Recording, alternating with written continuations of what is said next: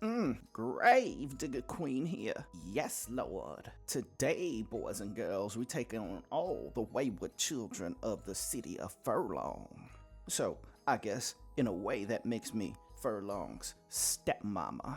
I promise not to beat you and feed you cookies in the attic. The story that you're about to hear tonight, my children, is the first 9 micro stories of Furlong. Furlong itself is a city that is somewhere out in the south, filled with tales of ghoulish delights, characters aplenty, all with plans culminating and bubbling in the background and some in the foreground. Now these stories come into my care.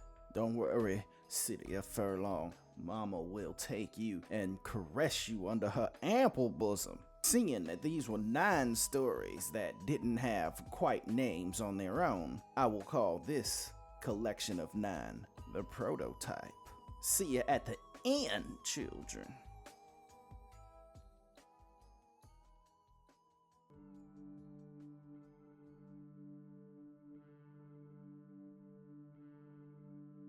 It was sweltering in Furlong, but the roads were unusually clear. It was a perfect night to do something ridiculously stupid. Synth had waited on the periphery for his moment. The urge to break the limits of human expectations was something he could no longer ignore, nor deny himself. "What are you doing?" came Delta's voice from on high, looking down on Synth like God to Moses from Mount Sinai. "It's clear, it's perfect," said Synth. "No, it's not. Don't fuck around. Take your foot off the gas." Synth lay down in the cockpit of the car, which was more akin to an untamed wild beast than a piece of machinery. The gentlest tap on the gas sent the thing ahead of traffic, which felt much like it was standing still by comparison. It was speed personified, grace incarnate, lightning bottled. Synth could see the wind rolling off the needle-like cockpit of the prototype in white waves. "How's she doing?" Synth asked, the eye in the sky. There was a reluctant sigh that came over comms before the reply. "It's excellent, but slow it down. I do not know if the chassis will even stay together at this speed," Delta warned. "Am I coming up on Southeast Bend already?" asked Synth, with wonder in his voice. "Actually, yeah. How the f*** are you going that fast? Back off, or you'll fly off the turn." In a split second, Synth downshifted. He could feel the beast's tires all but lift from the pavement as if sputtering to fly. He couldn't even see the other cars anymore. They were indistinct blobs of light. "Back it down, Synth," Delta said again. Synth chose not to hear her and pushed the prototype into the crisp and chaotic lines of speed that rolled over the cockpit. "I'm reading 287. Is that what I'm doing?" questioned Synth. "You are. You're doing it." "Synth, back down. Back down now," Delta said, nearly in a plea. "I can push it to 300, I know it. If you don't fly off the fairway, you're gonna hit something. It's not clear." Synth hit the gas, and that's when it happened in slow motion. A hairline crack appeared on the cockpit window, which spiderwebbed and shattered. The drop in air pressure took control away from Synth for but a millisecond, but it was a millisecond enough to be fatal. It was the wind that took the prototype first. Its aerodynamic shape had the beast gliding without wings. When it turned to its side, it flipped over indistinct blobs of color.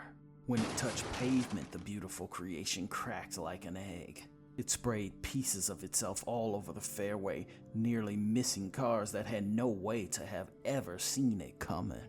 After half a mile of quick collisions and flips on its side, its momentum stopped when it slammed into a SUV, then pinballed into a Jeep Cherokee. Delta watched Synth from on high. Her retinas danced with the reflection of the flash flame of fire from the downed vehicle. Delta got in closer, and as horrible as it was, death may have been the best alternative for her friend. The flames quickly enveloped the craft and jumped to the other vehicles involved in the accident. Traffic screeched to a halt when flames rose, broken and singed beyond belief. A man in a once blue flight suit crawled through the rubble.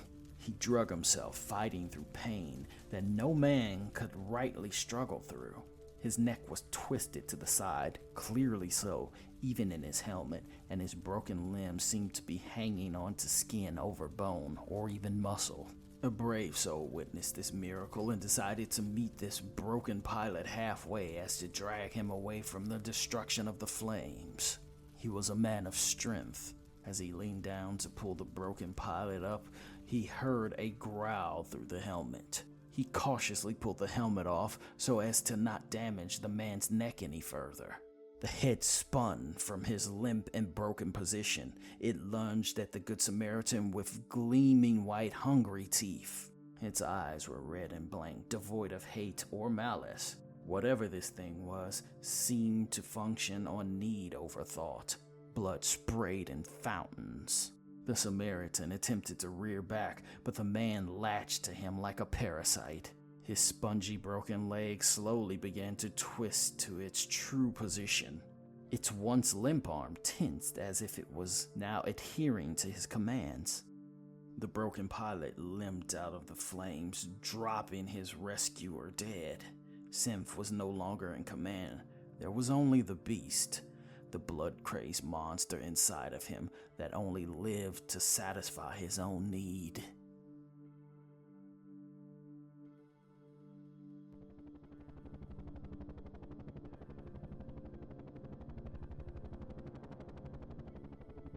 The traffic piled up on the fairway, and the monster limped at the first cars that were too boxed in to turn back.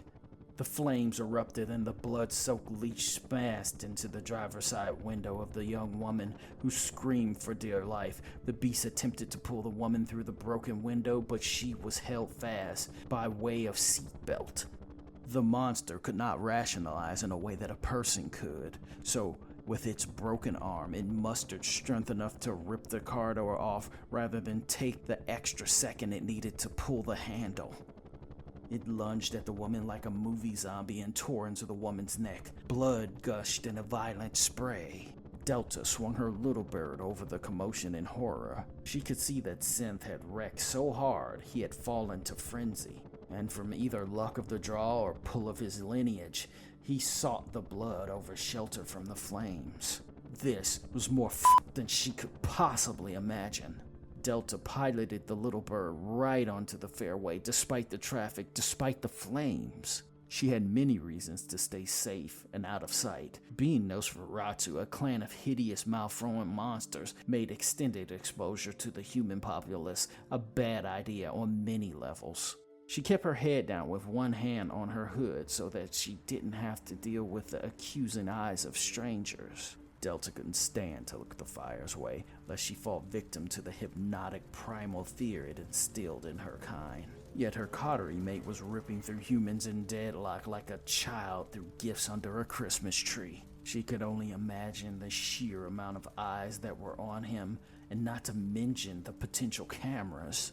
She put up a raised hand over her eyes and looked away to the other side of the beautiful wreck. So many man-hours of work were up in flames, broken on that expressway.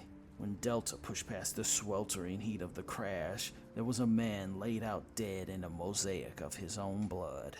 Any kindred that saw this mess would instantly know this was a sloppy feed from someone who had obviously lost control. Delta saw her monstrous friend Synth, still quite out of his mind, bathing in the blood of a woman in her car. She could see humans on the periphery collecting like raindrops to see what was happening, slowly deciding if they could overwhelm the monster. Delta looked at the sorry state of Synth and had to come to a conclusion on what to do in a split second. In a normal stand-up brawl, Delta wasn't quite the fighter, but looking at his current state, she may have had a chance if she took him unaware. Delta called to the powers of her blood and made herself unseen. It wasn't true invisibility, but a form of obfuscation that clouded the mind, temporarily editing one out of their perceptions. Synth growled. His face was a bloody mask. His canine teeth were clearly brandished and visible. He hobbled over to the next car with legs that were knitting themselves together just enough to keep him on his feet.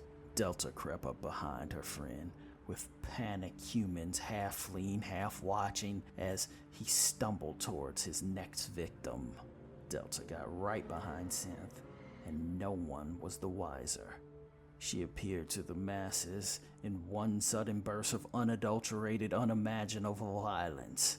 She grabbed Synth's broken head from behind and slammed it into the pavement. Synth didn't immediately go inert, so she had to swiftly crack his skull again.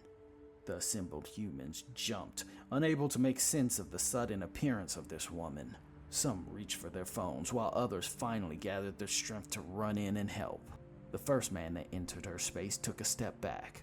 Delta was a small woman in a flight suit and hoodie. Her face was flawless, too flawless. From the sudden heat, the liquid latex she had poured every night to simulate skin dripped. So, to this human, Delta's face was running. "Stay back," Delta said in warning. The humans complied from fear, if nothing else. Delta picked up her mess of a friend and ran him to her little bird. She winced when she passed the fire, which wasn't quite close or high enough for her to lose control of herself. She flew her helo into the sky and knew that whatever came from this was not going to be good.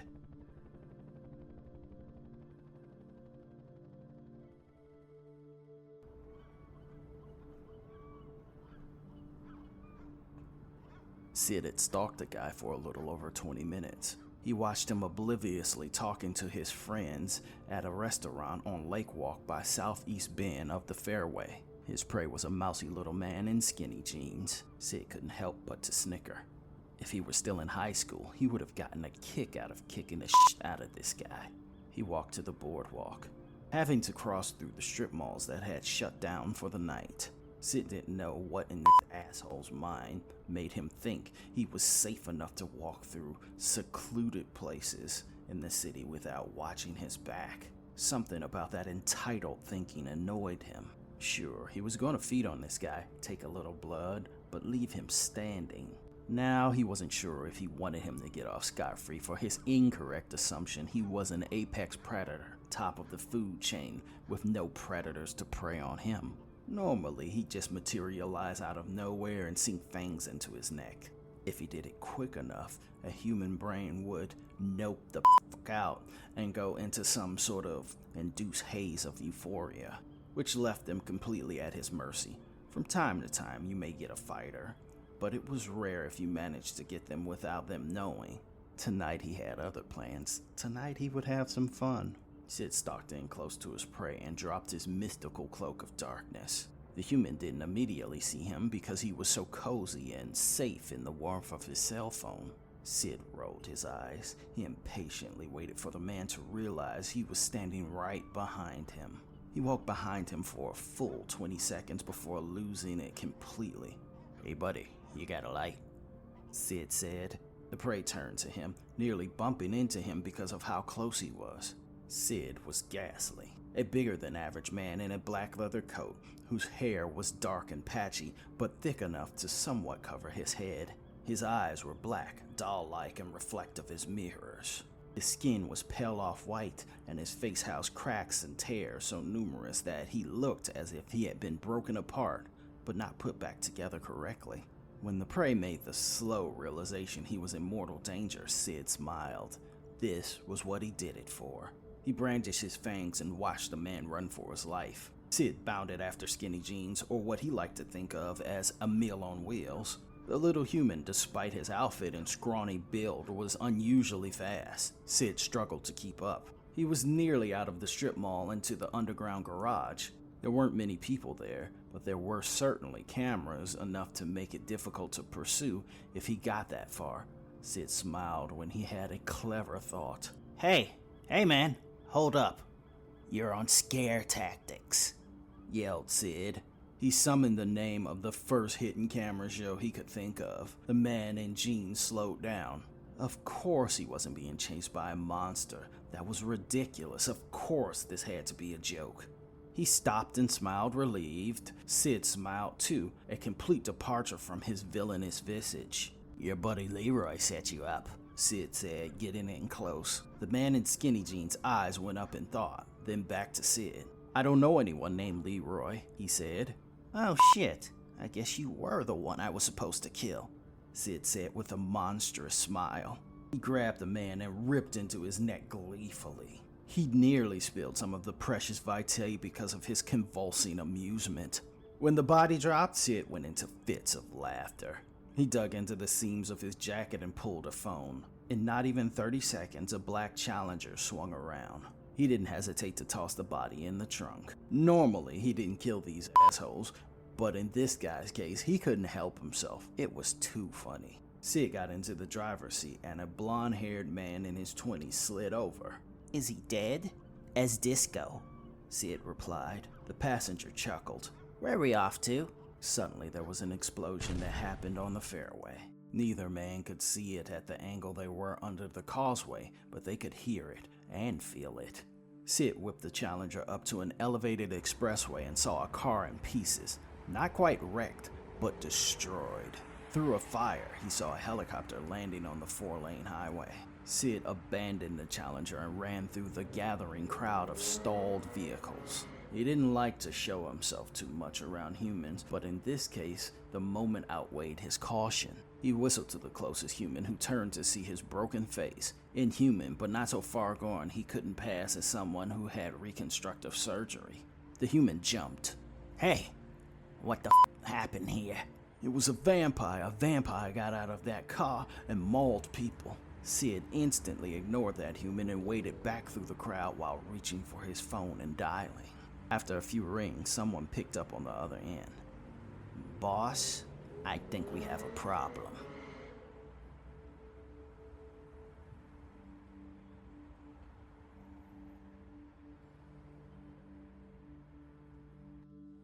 Smoke filled the air, which complemented the theme of this place. Merlin's Revenge was one of the oldest casinos in Furlong, but even that being the case, there was nothing about this establishment that felt as if it were old, unless it was fabricated to fit the aesthetic. Chima usually sat at one of the machines uninterested in games of chance, but more distracted by the people inside. She didn't care much for humanity, but if she was to be completely straightforward, kindred were becoming more and more uninteresting to her as well with each passing night. She did, however, make exception for people in casinos, because at the very least, there were people there that had complex emotions that ran extremely high or extremely low.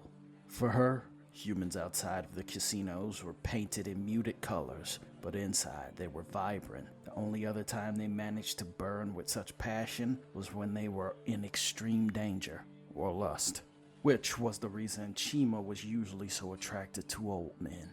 Their fires burned hot at the very end just before they burned out, and this was when she found the most interesting.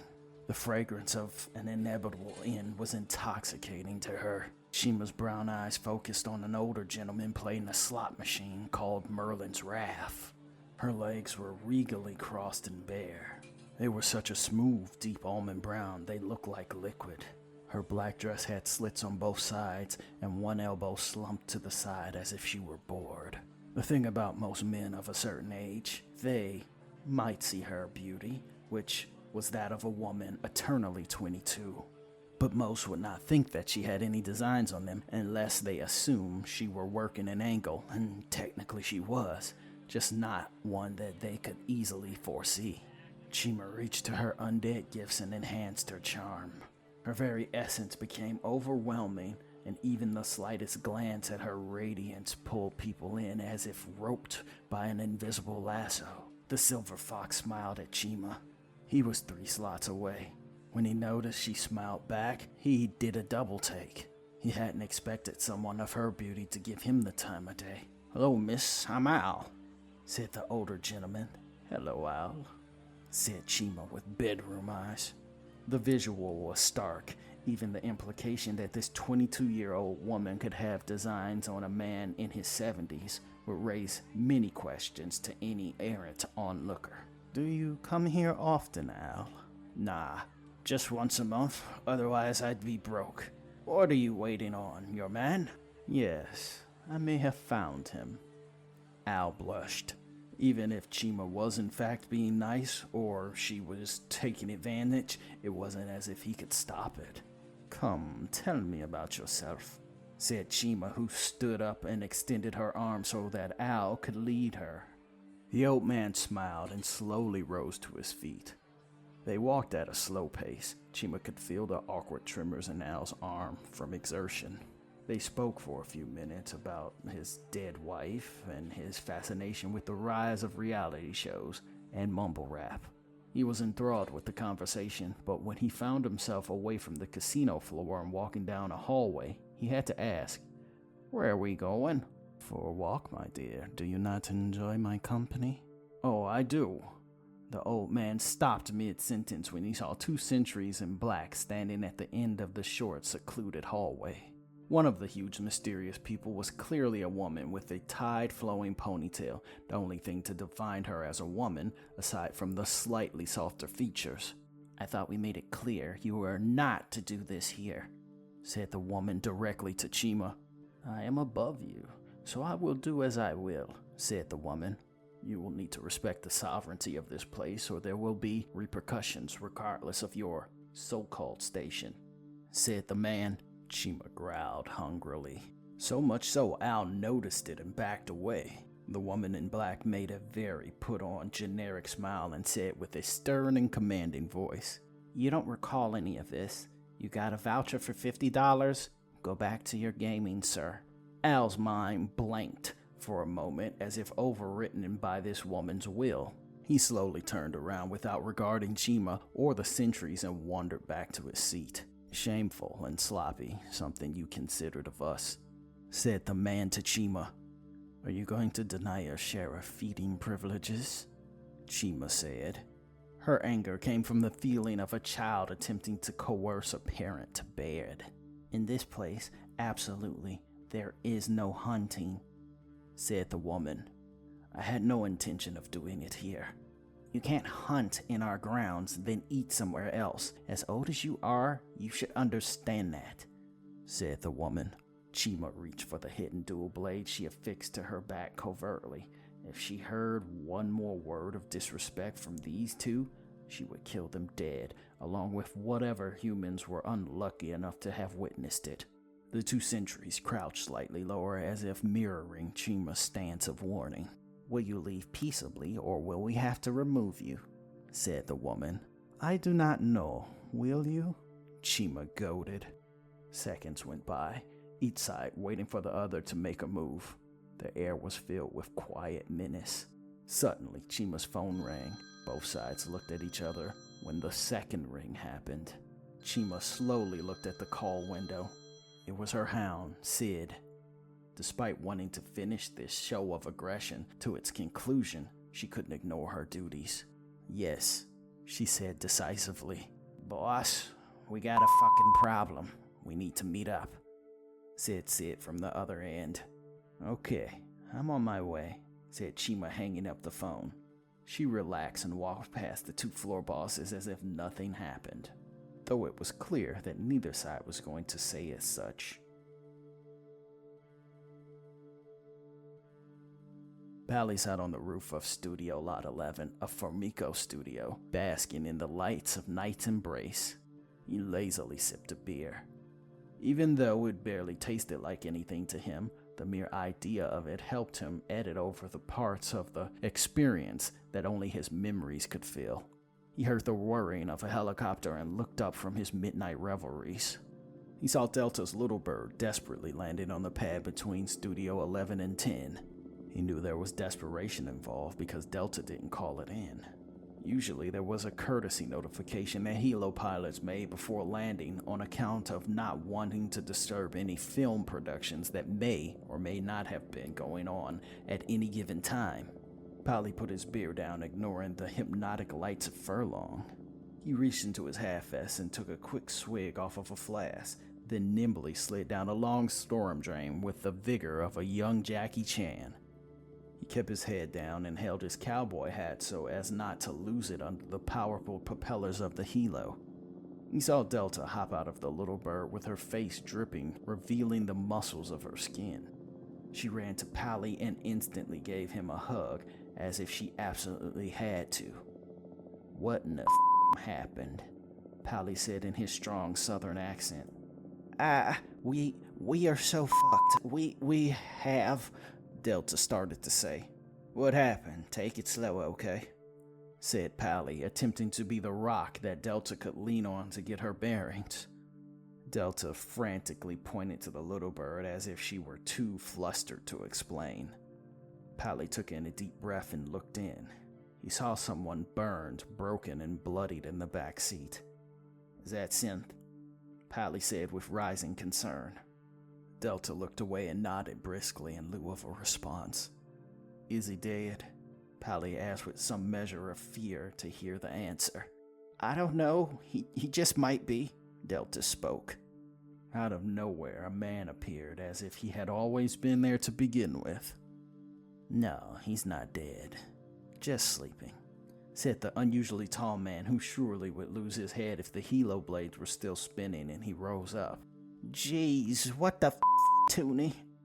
yelled Delta. The big man didn't react one way or the other. "Sleep he will remain until an elder wakes him up again," said Tuney in a cryptic rhythm. "Okay, Synth is up, I see that. What the happened and why are we fucked?" Pallie said as he walked all three of them back towards Studio 11. "Synth, he wouldn't back down," she said. "With what? Slower, you can do it." Pallie spoke in a calming voice. "The prototype car, he pushed it. He pushed it so hard up the fairway he crashed hard." Tuney and Pallie waited, both of them knowing that it had to be more than that for a reaction so big out of her. "He woke up and frenzied. He took out 2, maybe 3 people, full-on frenzy. I don't know who, I don't know how many cameras were out. I had to sneak up on him and smash his head." Delta stumbled over her words when she had to recount the violence she had to commit. "I had to slam his head in the concrete." Neither Tuney nor Pallie flinched, both of them knowing that was more than likely the only way to stop a frenzy. Pallie was a bit impressed that Delta had it in her to do it in the first place. If Synth was at his best, he'd punch a hole in her head. "How many people do you think might have seen it?" asked Pallie. "I don't know, a lot. It has to have been a lot," Delta spoke sincerely.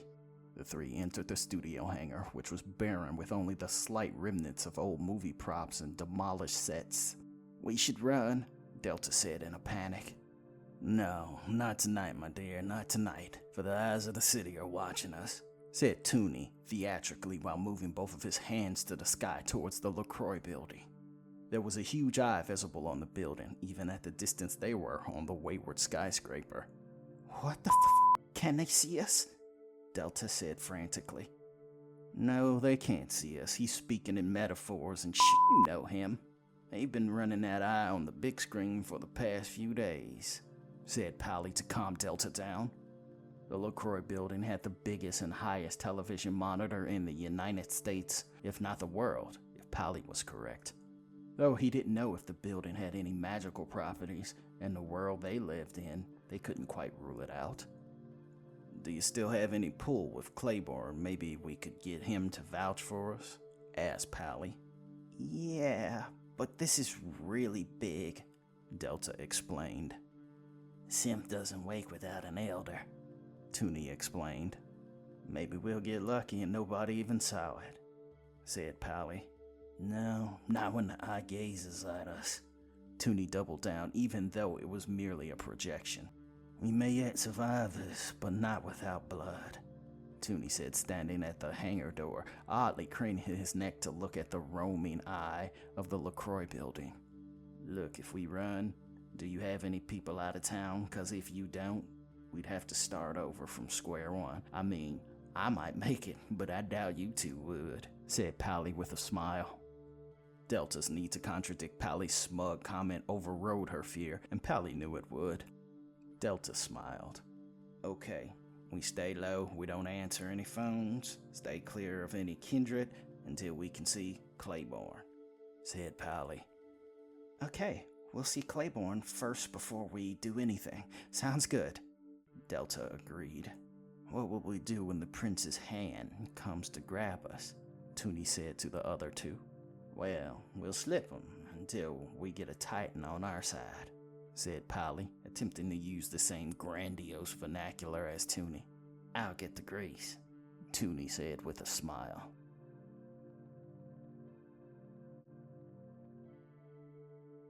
The Black Charger parked in a nearly empty racetrack parking lot.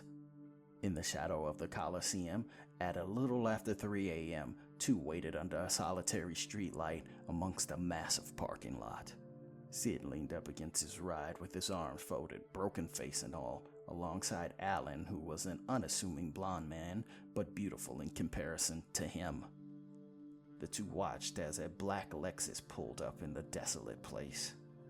Chima, a dark-haired woman of exotic beauty, stepped out of the car, still dressed in her evening wear. Though her outfit was out of place, her heavy scowl of disapproval made up for what the outfit lacked. So, how much did you see? And how much did the kind see? Chima demanded of Sid. The broken-faced Nosferatu leaned over to Alan, who handed him a phone. Chima took the device and watched some of the video feeds Alan queued up. It clearly portrayed a broken individual dragging himself on legs that could not rightly support weight, openly biting into a man's neck. The teeth were not clear, but the attack certainly was coupled with the inhuman feats of resilience. How many are there? Chima asked Sid, or Alan, whoever spoke first. A decent amount, 6 or 7 from different angles. It's multiplying, said Alan. Get the Fulgers on it, Chima commanded. Already did, Sid said, careful not to seem as if he were attempting to be better at her job than she was. Sid knew already how much contempt she had for anyone native to Furlong. The Fulgers were a group of kindred who attempted to discredit any and all local instances of blatant supernatural occurrences that happened in Furlong.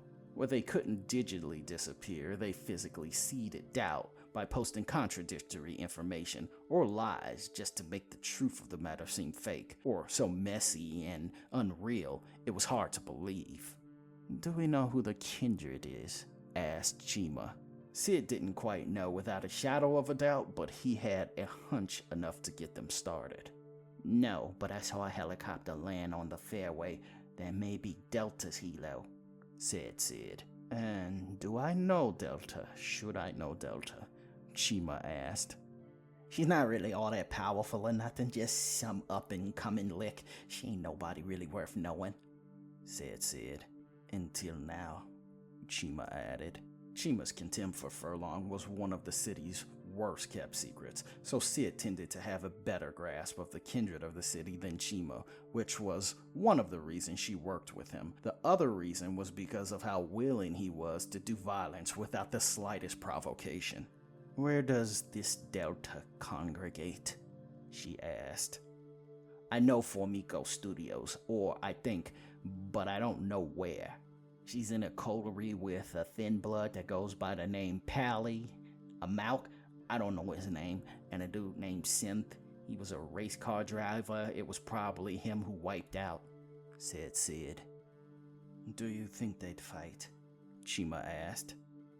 I doubt it, but they'd get mopped if they tried.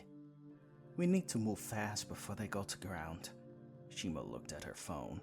Sunrise is 5:37, so we have about 2 hours to find them. Let's say 30 minutes before we can find shade ourselves. So I give it an hour and a half. Alan rose his hand as if to politely alert the teacher. Yes, you, said Chima, struggling to remember Alan's name. Alan was technically a hound, but as it stood, he was more Sid's assistant than her subordinate. Chima tended not to talk to anyone in this city she didn't have to. They have a thin blood, so they could potentially move him in the day, said Alan. What's your name again, Alex? No, Alan. You are a thin blood? Yes.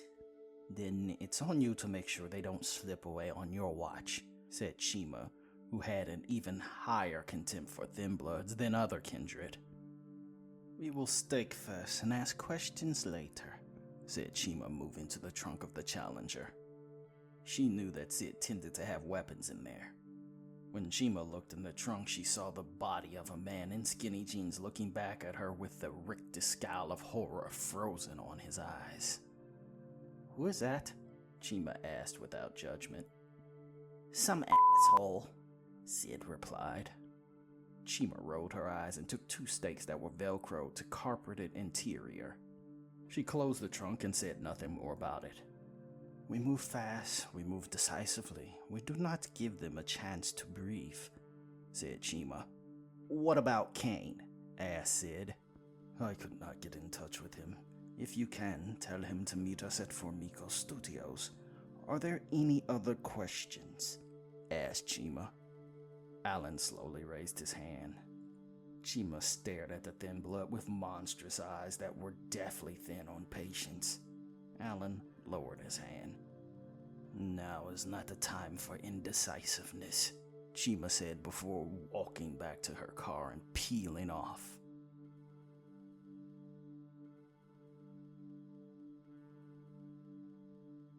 Three kindred sat in a motorized golf cart with their torpid coterie mate Synth wrapped in a tarp like cargo. Pallie zipped through Formico Studios with urgency. If they were going to get an audience with Claiborne, at least they were in a perfect place to do it. Studio Formico was Claiborne's domain, and the chances of finding him here were greatly enhanced. Delta hung up the phone as Pallie whipped the cart past Studio 7. "He's in there, but there isn't any guarantee that he'll see us tonight," Delta said to the other two. "Oh, if you tell him what happened, I'll guarantee you that he would, even for the sake of deciding if he wants to be the first to hand you over to Prince Ashna," said Pallie. Though Delta was rattled to the core by the futility of the situation, she could not imagine a world where Claiborne would sell her out, another Nosferatu, as a first choice. There was a certain measure of brotherhood that came with Nosferatu. Being a monster, so monstrous that they were monsters amongst monsters, made it even more apparent that they had to stay within their own, if nothing else. If the broken couldn't care for the broken, who would? The main office was in the center of the compound between Studios 6 and 5. It was a postmodern building that had a lopsided aesthetic to it, which in some ways was a proud endorsement of Clan Nosferatu. Pallie stopped the cart anywhere and placed his hand on both Tuney and Delta together. "Are you ready to do this? If it comes between him getting on the bad side of the three or offering us up, I don't think he's going to chance it." "It's too late now, even so. We already put ourselves in the jaws of the crocodile, telling him we had a problem and showing ourselves in full view of his domain. The die was cast long ago. We merely need to see what we rolled," Tuney explained. He hoisted Simp's broken body over his shoulder. Pallie didn't say any more. It didn't serve him to pour on even more pressure to a situation that was largely out of their control for the most part. They entered the building. The way the moonlight shone onto the lobby made long noir shadows that looked as if they were walking over an oversized chessboard. It was quiet as the grave in this place, and to a casual observer, it would seem like it was devoid of all life, far from wandering eyes. But that was not the case. Even though it was nearly 4:30 a.m., Claiborne was not so imprudent to not guard his fortress. There were always subordinate Nosferatu or even well-respected ghouls lurking unseen in the shadows. Tuney was the only one in their coterie that had the means to notice the invisible dance of Nosferatu obfuscation that unfolded just under their unseen eyes.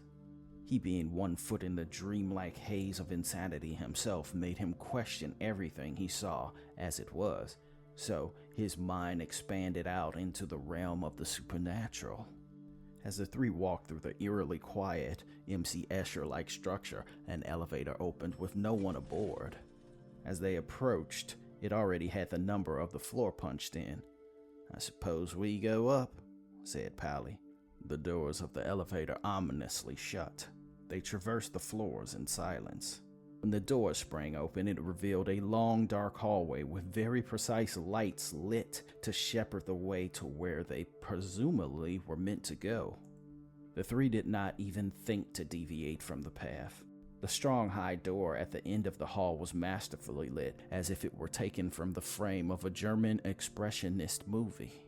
Before they had the conversation as to if they should enter, the huge double doors irked open. A man cloaked in darkness smoked behind a huge desk. He leaned back in his chair, half gazing out of the window. The only reason he was visible at all was because of the diffusion of light of the city on his person. There was a huge television set that encompassed one wall, but there were 2 or 3 little images inside of the massive scene.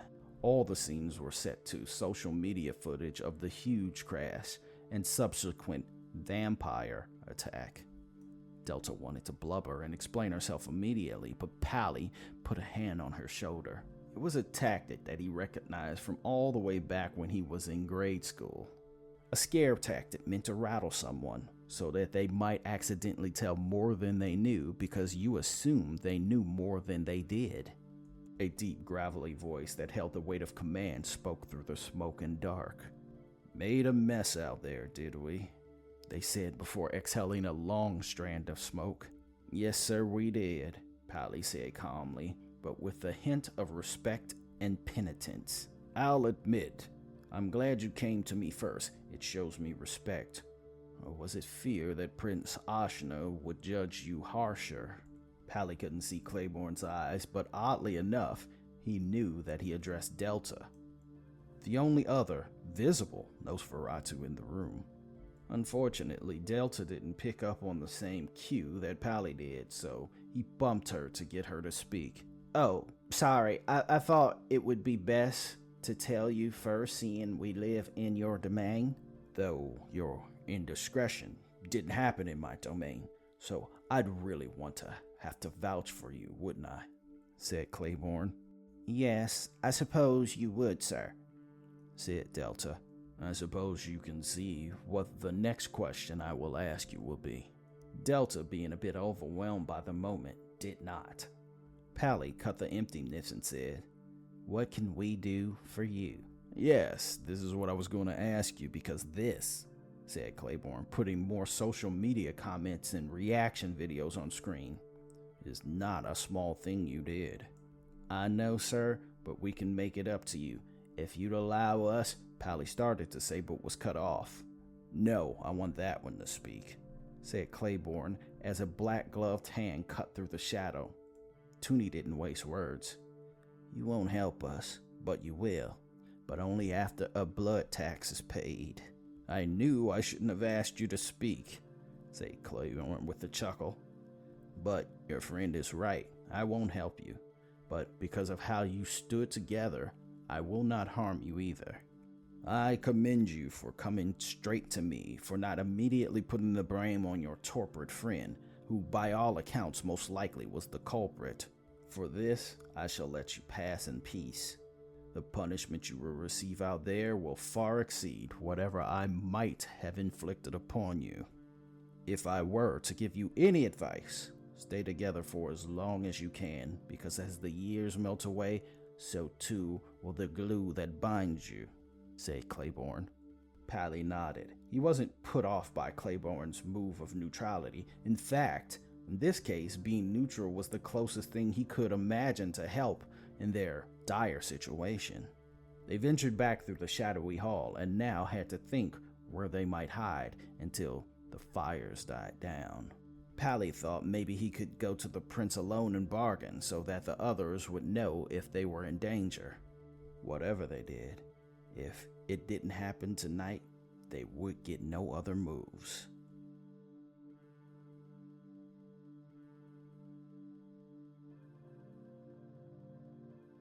Pallie zipped the golf cart through the studio as fast as it could go and back to Studio 11. "What do we do?"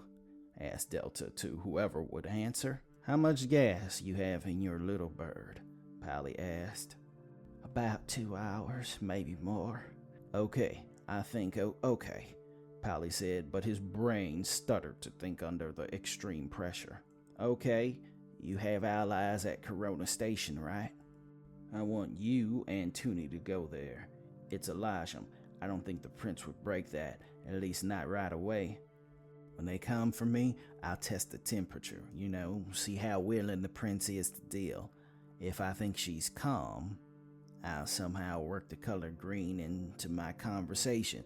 And if I think she's not, then I'll work in the color yellow, okay? Delta nodded as if this was very important, but Tuney just smiled, carefree as he ever was. Don't worry, it'll all work out after the tax is paid, he said.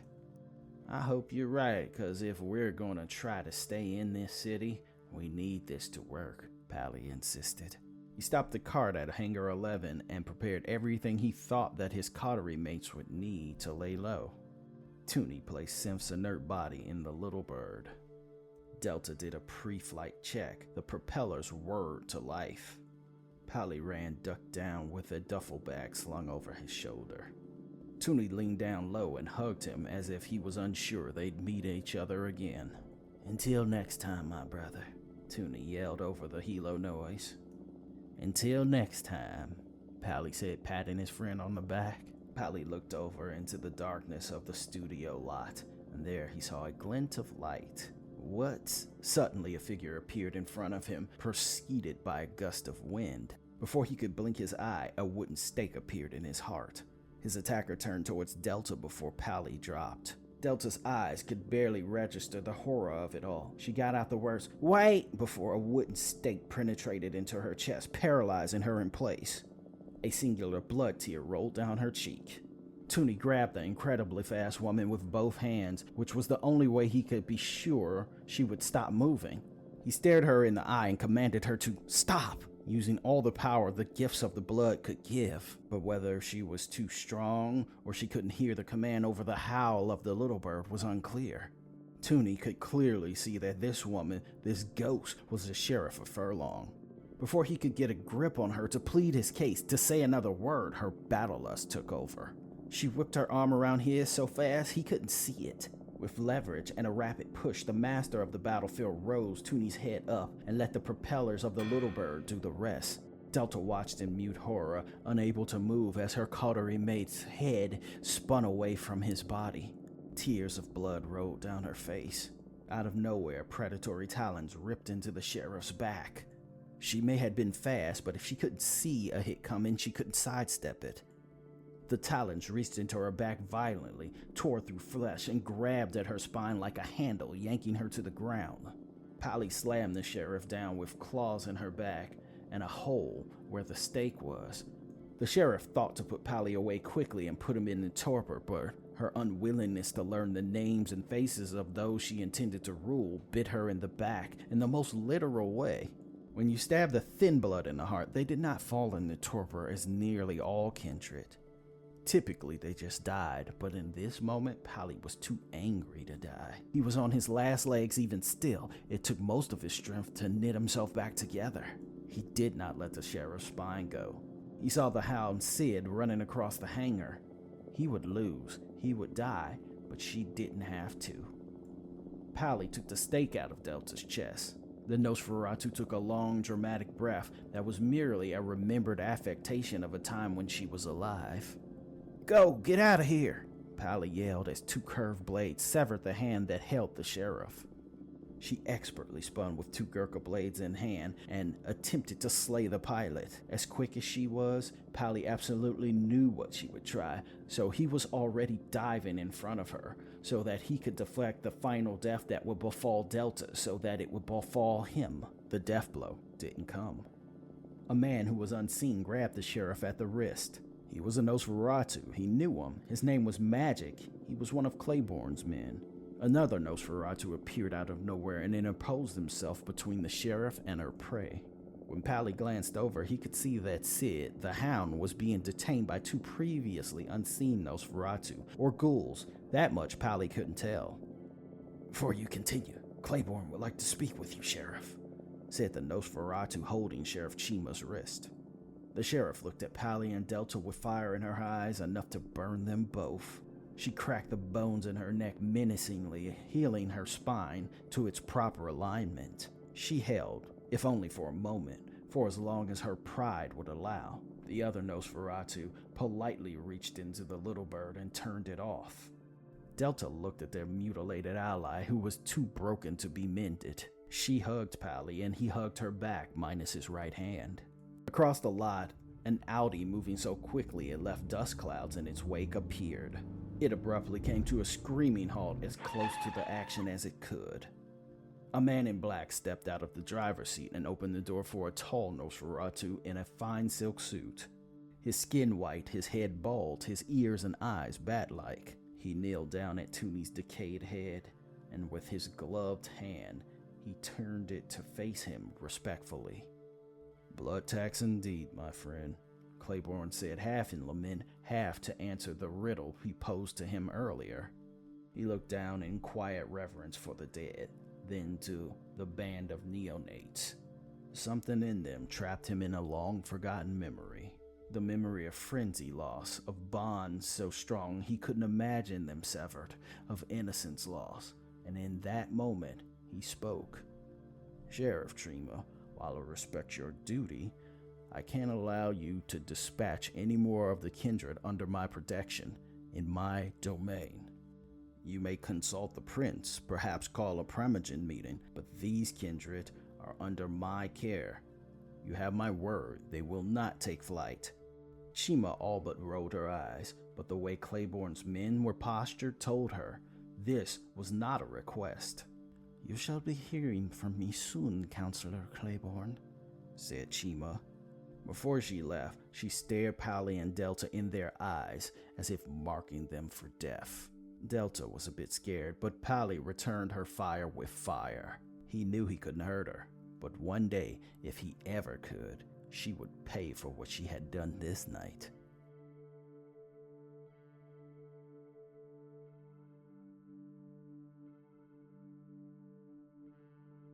Claiborne stood by the hangar outside of Studio 11 and gazed at the last two standing neonates with a look of cold indifference. But any that dared to scrape under that monstrous veneer would see a modicum of compassion. The albino bald bat-like Nosferatu shook his head slightly. His subordinates moved away and out of sight. "I suppose we're now bound to one another," he said menacingly. Delta moved suddenly towards Claiborne. The elder Nosferatu security detail moved to intercept, but Claiborne held up a single gloved finger to halt them. Delta hugged Claiborne, despite how it looked, despite the subtext of their boon to him. Delta cried a tear of blood. The once pristine liquid latex she poured to hold the illusion of her human face was in shambles, and the muscle fibers shone through in patches.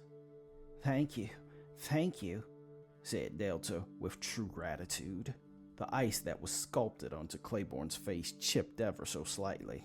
His lip managed to move in something that somewhat resembled a smile. He held Delta's head and hugged her back. It was said that God looked over children and fools, and it was clear that this band was both of those things. He saw something in him that reminded him of times he had with people he had lost long ago, and he decided he could afford to be more man than monster to this lot. Delta was too traumatized to think about the implication of what an elder monster's generosity was worth. At this moment, all she could feel was elation that she managed to at least save one of her friends. Pallie smiled, but he by no means could ignore what was going to come from accepting this elder's help. But he let Delta soak up the thrill of being alive for another moment. "Bring out your friend," Claiborne said to Pallie. Pallie reached into the now quiet little bird, put on his cowboy hat, then pulled his torpid friend Synth out of the back. He placed him at Claiborne's feet, then rolled back the blue tarp so he could see the broken mess. The elder Nosferatu kneeled down and rolled up his wrist. He removed the glove on his left hand to reveal long, claw-like nails. He pushed the claw into his wrist and let the blood dribble into the younger broken vampire's mouth. In Synth, there was subtle movement, like one waking up from a nightmare. When the dead stirred, Claiborne's men held him down. Synth began to thrash, jerk, and snap like a greedy, hungry monster. Claiborne doubled down and put his wrist to Synth's mouth until the thrashing settled and the blood brought him to consciousness. Claiborne covered himself back up and stood. His men didn't let the neonate go until he didn't resist at all. Synth looked to the congregation of faces and spoke with a broken face. "Did I hit 300? Delta and Pallie smiled in relief, then bent low and gave the battered kindred a hug. Claiborne looked down at the neonates with some measure of sternness, but not as performative as before. "I suppose I don't have to tell you not to leave the studio, do I?" Claiborne said with authority and menace. Pallie tipped his hat in acknowledgement and nodded with clear understanding. Claiborne turned and re-entered his Audi, then drove away as fast as he came. "I can't move," Synth said to his coterie mates. "Your legs will come back soon, buddy. Why don't you just promise me you'll never do anything that stupid again?" Pallie said. Synth turned his eyes to look Pallie's way. "You know it's impossible to tell an idiot not to be stupid, right?" said Synth. Pallie smiled and put his hat on Synth's face playfully. Outside of Formico Studios, Chima turned her back to Sid and Alan so that she could change into a shirt that wasn't ripped in the back. She lifted her long hair up to get into the black t-shirt. Sid had been dead for a while, but he couldn't help but to glance at Chima's seductive silhouette. She moved to get into her Lexus as if she weren't even going to address Sid or Alan before she left, but Sid spoke because it felt wrong not to. "How the f did you move that fast, boss? I didn't even see you until you staked that first one," said Sid. Chima half looked at Sid as she opened her car door. It was clear she was conflicted about if she should even entertain this frivolous interaction. "Years of discipline," she said as she leaned in to get into her Lexus. "Nice working with you, Sheriff," Alan blurted to Chima's now closed car door. She peeled off without another word. "Damn, she really hates us, don't she?" Alan said to Sid. "Yep," Sid replied matter-of-factly. "Why?" asked Alan. "Fuck if I know. I figure we're all headed that way eventually." "Then what? Then, I don't fucking know, that's what. We got 30 minutes till sunup." Sid looked away as if frustrated by Alan's existential question, but slowly turned his head back to the overeager thin blood. "You want to watch Jackass 3? Alan nodded, and the two monsters drove home.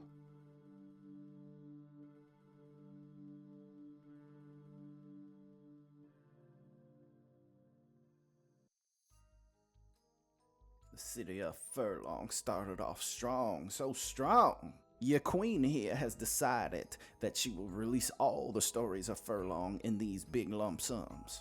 I don't know, maybe I'll do the next one next week, or the week after, or the week after that, but definitely not the week after that. So somewhere in the next 2 weeks, children, you will get another drop. When the new stories of Furlong put key to ignition, it will be released in the same manner as it was before. Week to week, children, week to week.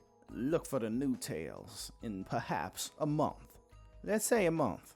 But until then, children, where will the story go? Who knows? I guess you'll just have to see. This is Gravedigger Queen, and she is resting in her bone pile. Night, children.